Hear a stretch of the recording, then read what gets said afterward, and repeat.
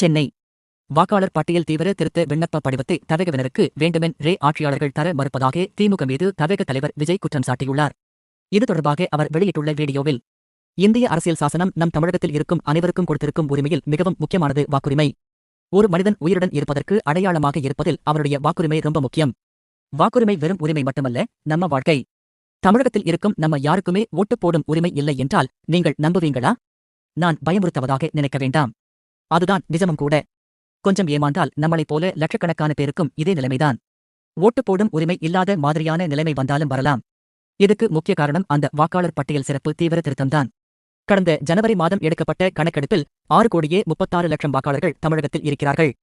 ஆனால் அவர்கள் யாருக்குமே இந்த ஓட்டு போடும் உரிமை இல்லை. BLOக்கள் கொடுக்கும் படிவங்களை பூர்த்தி செய்து கொடுத்தால் அதனை பரிசீலனைக்கு எடுக்கும் தேர்தல் ஆணையம் புதிய வாக்காளர் பட்டியலை வெளியிடும். அந்த வாக்காளர் பட்டியலை வெளியிடுவார்கள். அந்த பட்டியலில் நம் பெயர் இருந்தால்தான் நாம் ஓட்டு போட முடியும். அந்த பொது பட்டியல் வரும் வரை நாம் வாக்காளர்களாக என்பதை உறுதி செய்ய முடியாது. ஒருவேளை அந்த பட்டியலில் நம் பெயர் இல்லையெனில் புதிய படிவத்தை மீண்டும் பூர்த்தி செய்து கொடுக்க வேண்டும். பொது வாக்காளர்கள் படிவம் 6 என்பதை பூர்த்தி செய்து BLOக்களிடம் நேரடியாக கொடுக்கலாம். ஆன்லைன் மூலம் சமர்ப்பித்தால் அதனை ஸ்கிரீன்ஷாட் எடுத்து வைத்துக் கொள்ளுங்கள். வெளிநாட்டில் இருப்பவர்கள் கூட இதனை செய்யலாம். இதையெல்லாம் சரியாக செய்தாலும் வாக்காளர் பட்டியல் சிறப்பு தீவிர திருத்தம் மீது சில சந்தேகங்கள் உள்ளன. 6,36,00,000 வாக்காளர்களுக்கு ஒரே மாதத்தில் எப்படி விண்ணப்ப படிவங்களை கொடுக்க முடியும்? அதிகாரிகள் வரும்போது வீட்டில் யாரும் இல்லாவிட்டால் என்ன செய்வார்கள்? இதில் பெரிதும் பாதிக்கப்படுபவர்கள் உழைக்கும் மக்கள், ஏழைகள், வேலைக்கு செல்லும் பெண்கள்தான். இவர்களுக்கு யார் சரியான பதிலை சொல்வார்கள்? ஒரு நியாயமான வாக்காளர் பட்டியல் சிறப்பு தீவிர திருத்தம் எப்படி நடக்க வேண்டும்? இறந்து போனவர்கள், போலி வாக்காளர்களை குறிப்பிட்டு நீக்க வேண்டும்.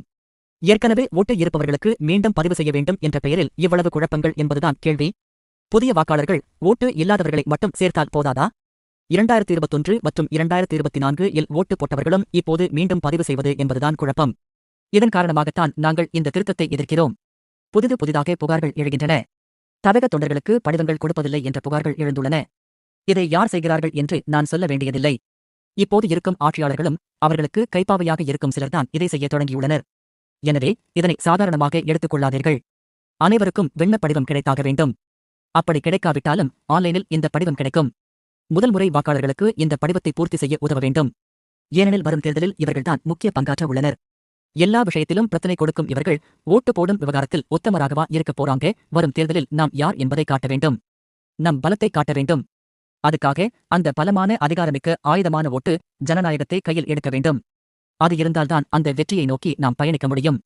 தமிழ்நாடே அந்த வாக்குச்சாவடி முன்பு திரண்டு நிற்க வேண்டும். அதை பார்த்துட்டு தமிழகமே தமிழக வெற்றிக் கழகமா, தமிழக வெற்றிக் கழகம்தான் தமிழகமா என்பதைப் போல இருக்க வேண்டும்.